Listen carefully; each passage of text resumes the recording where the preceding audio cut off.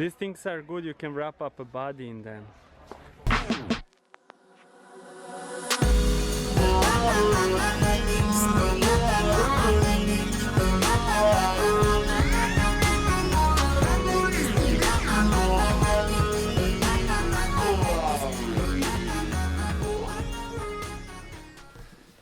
Why am I nervous? Hey, my friends. I realized something. A lot of you guys know the events that transpired from roughly 2015 to 2018, but I haven't really talked about how I recovered or how the recovery process has been for me. And I've waited to make this video because everything was still too raw. I was weak and vulnerable and I couldn't. All I wanted to do was just vlog and pretend like everything was okay and work through my problems in private and not have them be public knowledge yet. But I feel like it is time that I talk about the ramifications. Disclaimer, I am not a medical professional. I am not an expert about any of the things that I'm going to talk about, so keep that in mind. I'm only basing this chat on my personal experiences and what has helped me. And I'm not looking for attention or for you to feel sorry for me. I just want individuals who have experienced or maybe currently experiencing abuse to feel less alone, or maybe help someone who hasn't been abused to understand the mental state of their friend, family, coworker, someone who has. And there is a stigma or taboo around domestic violence. Most survivors are really embarrassed and find it hard to talk about because they let it happen or they think they let it happen. I personally felt really ashamed and like I deserved everything that happened to me. Maybe this video will somewhat remove that stigma and keep the conversation going, because how do we change things? Through awareness and education. I feel like I've put on a really brave face and been smiling and laughing, and a lot of you would have never known or didn't know, even in the old videos, what was going on. But when I first got out, I want to talk about right then, what was going on in here. I was so blessed and lucky that I had my son, because when I escaped, I had this little human that needed me to be strong and fight for him, and I wasn't allowed to crumble. But when I finally left, my self-esteem was non-existent. I blamed myself. It was my fault for not seeing the red flags. It was my fault for not waking up sooner. It was my fault for tolerating all that I did. Even worse, a part of me craved the abuse and the control because I didn't know what to do with freedom.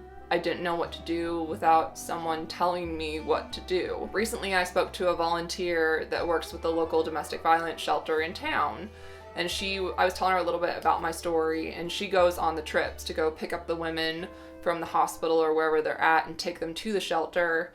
And she said they see, on average, it takes 7 times for the women to be hurt before they finally leave. 7 times being beat up, thrown through windows, really scary stuff before they finally get out. In the cycle of abuse, you are taught that everything is wrong with you, nothing is wrong with them, everything's your fault. You deserve what is happening to you. Get hurt, make up, things are good again. Get hurt, make up, things are good again. And it just keeps repeating. Even if you no longer love your abuser, you still feel like you need their approval. You need them in your life to tell you who you are. And you keep telling yourself this lie. Things are gonna get better. Because of all this, I did try therapy twice. But my trust in other people, especially strangers, was completely destroyed. I didn't even trust my own mother. And by the way, she helped me escape. I had issues. When I got to Arizona, it felt like I was on an island by myself, just isolated by my shame and fear. I had this thing called PTSD, post-traumatic stress disorder. It is about as fun as it sounds. There are a myriad of symptoms, but here are the main ones that I experienced. Flashbacks, when you keep reliving traumatic events. Like I would randomly think about something in my old house and then it bring me back to a memory and then I would just start crying. I would have this reoccurring dream where I was in my Mini Cooper at my old house and the gate would open, I'd pull in, I'd park, but I couldn't go inside. Like every single time the dream happened, I never made it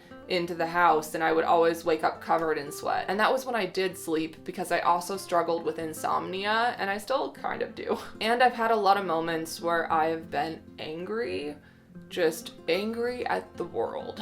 I packed up pretty much all my stuff 5 times or more, just wanting to go back to California and fix my life and avoid my problems and bury it and get back to work, and it didn't solve anything. The effects of PTSD were also really isolating. I hated going to like the grocery store and having to make small talk with the clerk. Hated it. I hated meetings or business calls or things that I had to do to pay my legal fees and, get diapers for my child. I kept feeling like my life no longer made sense. Basically, what I was trying to keep from you guys was that I was a mess. Now that you guys better understand what was going on in my head and my heart, we can talk about what I have done and the steps I've taken to help myself heal. What I have done to help take back my life. Number 1, I refocused on my dreams. In messages, I've said this a lot to people, but I don't think I've said it in a video. But I truly believe the best revenge is success. The best revenge is not letting whoever hurt you steal one more second, one more breath of your life. Your career and what you want out of life is just as important as any relationship. Every time a trigger happened, I used it.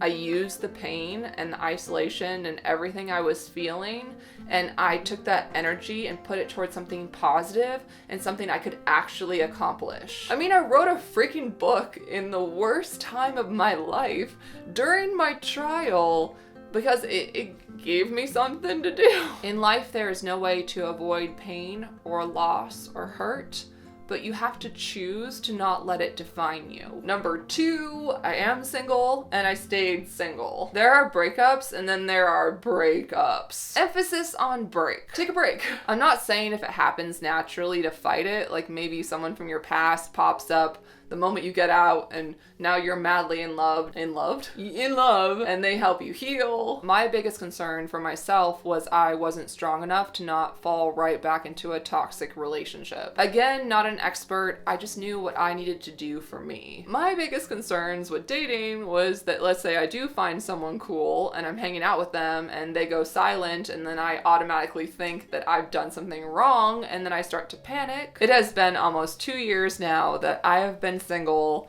and I'm not ruling out dating in my future, but I'm glad I gave myself time, and I'm just glad I figured out who I was again before even being open to the possibility of love. Number 3, forced integration. You forcing yourself to integrate. I forced myself to go out into public. Never alone, because my situation is scary, as you know, but I forced myself to go to carnivals and the mall and go on trips and go where there is people and sunshine. I once again made small talk with perfect strangers. I took Rex to play dates and forced myself to socialize with other mothers. I forced myself to learn how to socialize again because I had literally lost all my social skills. I had lost my nerdy charm and I needed to find it again. I forced myself to vlog and talk to you guys through the camera, even though you guys, you have no idea how hard it was for me. I have hours and hours of me stumbling over footage and having to say something I was saying again because I had stuttered, and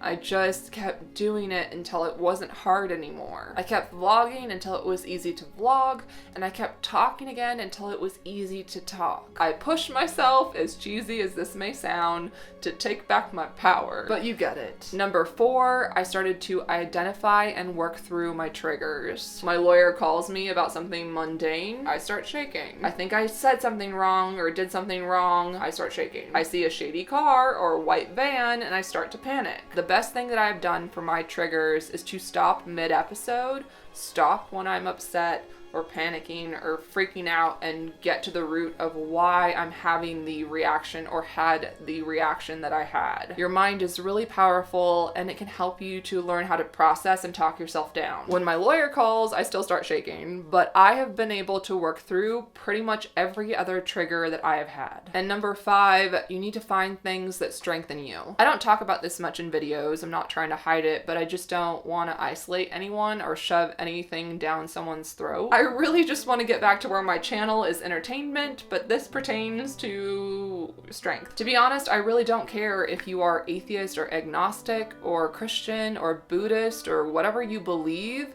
But for me, faith has really helped me. My mom bought me this cross the first day of my trial, and I have had a really hard time taking it off since. Maybe what strengthens you is martial arts, or installing a high-tech security system with cameras. Or maybe what gives you strength is finding a support group. You need to have a circle of friends or support group or faith or, you know, a family member that you talk to. You need to have something that will help you to stand up when you want to fall down. I prefer to make silly videos and things that are light and happy. And if you've been watching me for 10 years, you know that I like to make dumb, fun videos. But I have also found strength in finding my voice and talking to you guys.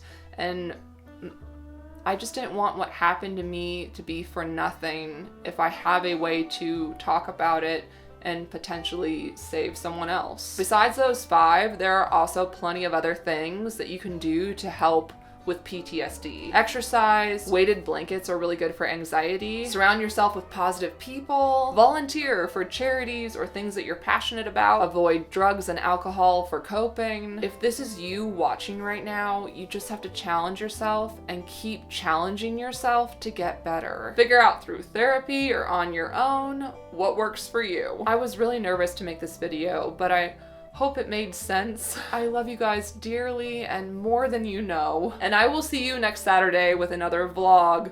But yeah, this needed to happen. I needed to do it. Bye. I love you. Oh my gosh. Bye.